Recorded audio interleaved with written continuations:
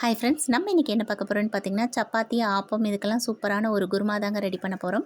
அதுக்கு வந்து ஒரு பேனில் வந்து 2 ஸ்பூன் ஆயில் எடுத்துக்கோங்க. ஒரு பெரிய வெங்காயம், ஒரு குடமிளகா, ஒரு முழுசாக ஒரு குடமிளகாய் இதெல்லாமே ஒரு ஷேப்பில் கட் பண்ணி லைட்டாக ஃப்ரை பண்ணி தனியாக ஒரு பாத்திரத்தில் எடுத்து வச்சுக்கோங்க.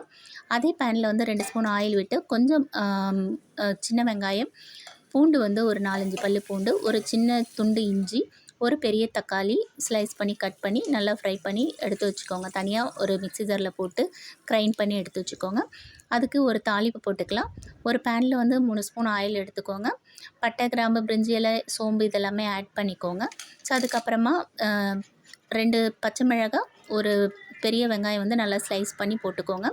எல்லாமே வதக்குனதுக்கு அப்புறமா நம்ம பேஸ்ட்டை 2 மினிட்ஸ் கொதிக்க வச்சு தண்ணி ஊற்றி கொதிக்க வச்சு அதுக்கப்புறமா நம்ம வதக்கி வச்ச குடமிளகாய் எல்லாமே ஆட் பண்ணிவிட்டு ஒரு 2 மினிட்ஸ் கொதிச்சதுக்கப்புறமா ஆப்பத்துக்கு எடுத்து போட்டு சாப்பிட்டிங்க அப்படின்னா சூப்பராக இருக்குங்க.